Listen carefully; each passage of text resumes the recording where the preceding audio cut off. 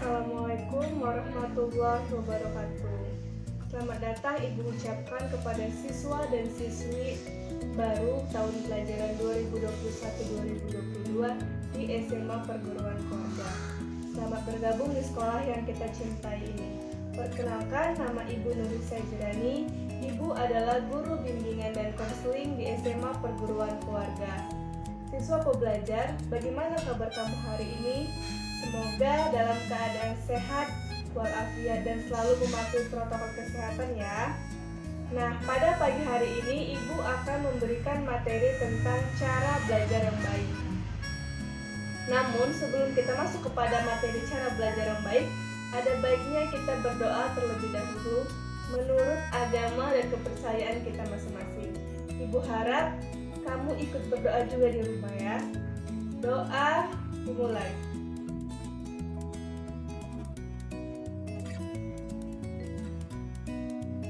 Doa selesai.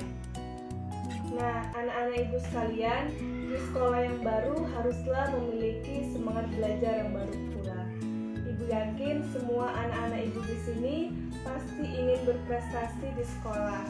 Namun, apakah bisa berprestasi di sekolah yang baru? Jawabannya bisa. Untuk memperoleh prestasi belajar, memang harus mengetahui cara belajar serta tekun di dalam belajar serta prosesnya.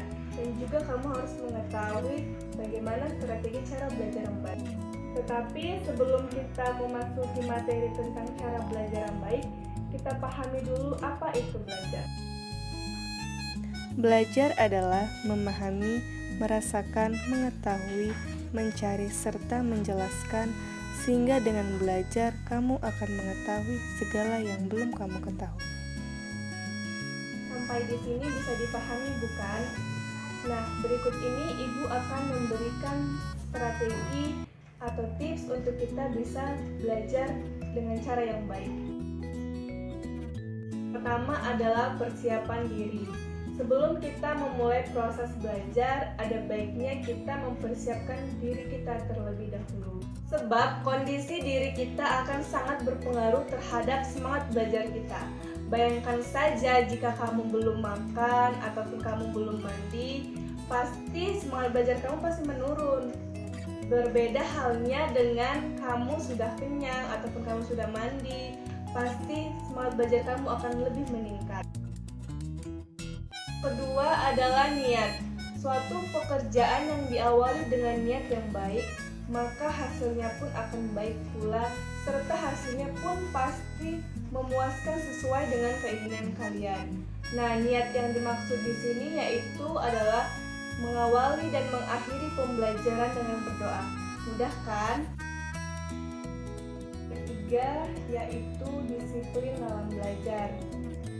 Disiplin bukan hanya kamu mematuhi peraturan sekolah saja, tetapi juga disiplin di rumah. Disiplin di rumah yaitu dengan cara apa? Dengan cara kamu membuat jadwal belajar kamu di rumah. Buatlah jadwal belajar yang fleksibel ataupun yang sesuai dengan kebutuhan kamu. Karena apabila kamu membuat jadwal belajar yang sesuai dengan kebutuhan kamu pastinya akan mudah menyerap apa yang sedang kamu pelajari. Dan belajarlah dengan tekun sesuai dengan jadwal yang kamu buat. Apabila kamu sudah membuat jadwal, taatilah jadwal tersebut. Bisa kan anak-anak? Yang keempat yaitu adalah fokus. Fokus di sini yang perlu kamu ketahui ada 3. Yang pertama itu ada tempat, waktu, dan suasana. Tempat. Pilihlah tempat yang menurut kamu nyaman dalam belajar. Contohnya bisa di kamar kamu sendiri, di bawah pohon, dan dimanapun yang bisa membuat kamu berkonsentrasi di dalam belajar. Yang kedua tadi adalah waktu. Pilihlah waktu yang senggang, karena agar tidak membuat kamu terburu-buru dalam belajar dan bisa berkonsentrasi. Kemudian suasana. Jangan paksakan kamu untuk belajar apabila suasana hatimu sedang tidak baik, karena itu akan membuat kamu tidak berkonsentrasi di dalam belajar. Yang kelima adalah membuat ringkasan. Buatlah catatan-catatan kecil ataupun poin-poin penting setelah kamu mempelajari sesuatu hal, karena itu akan membuat kamu cepat ingat apa yang sedang kamu pelajari. Yang keenam yaitu adalah belajar bersama atau belajar berkelompok. Ini adalah alternatif lain yang dapat kamu gunakan untuk belajar dengan cara yang baik. Karena apa? Karena dalam belajar berkelompok, kamu bisa sharing, bisa tukar pendapat dengan temanmu, bisa berdiskusi. Dan apabila kamu menemukan kesulitan, kalian dapat mendiskusikannya dan menyelesaikannya secara bersama-sama. Yang ketujuh adalah jangan malu untuk bertanya.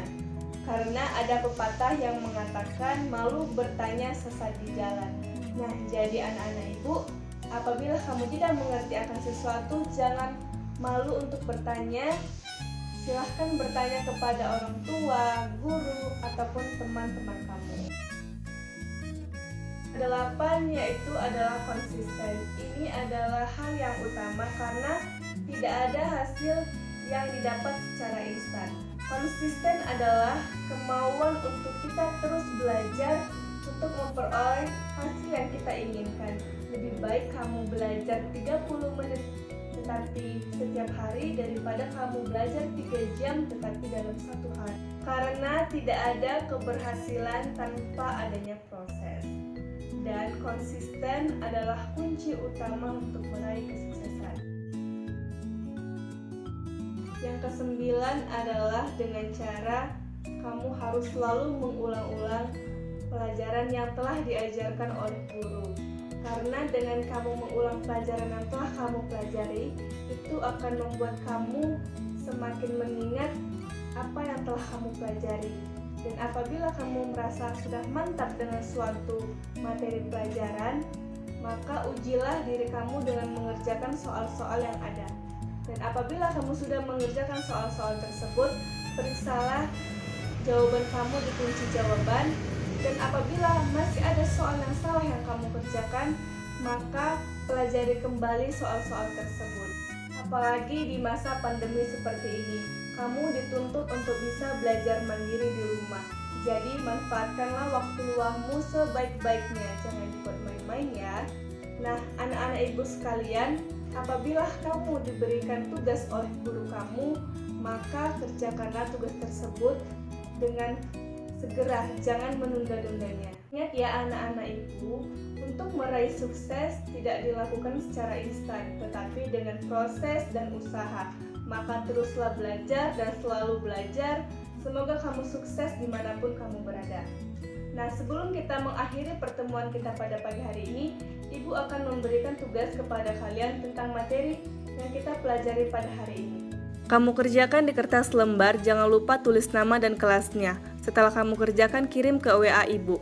Kertas yang telah kamu kerjakan jangan hilang karena nantinya akan dikumpulkan. Apabila ada yang ingin kamu tanyakan, silakan bertanya sampai pukul 10.15 WIB. Nah, demikianlah yang dapat Ibu sampaikan tentang cara belajar yang baik. Semoga bermanfaat bagi kamu dan dapat kamu terapkan di dalam kehidupan kamu sehari-hari. Jangan lupa selalu mematuhi protokol kesehatan. Jika keluar rumah, jangan lupa memakai masker dan cuci tangan serta jaga jarak. Tetapi yang paling penting, stay at home, stay healthy, be happy. Wassalamualaikum warahmatullahi wabarakatuh.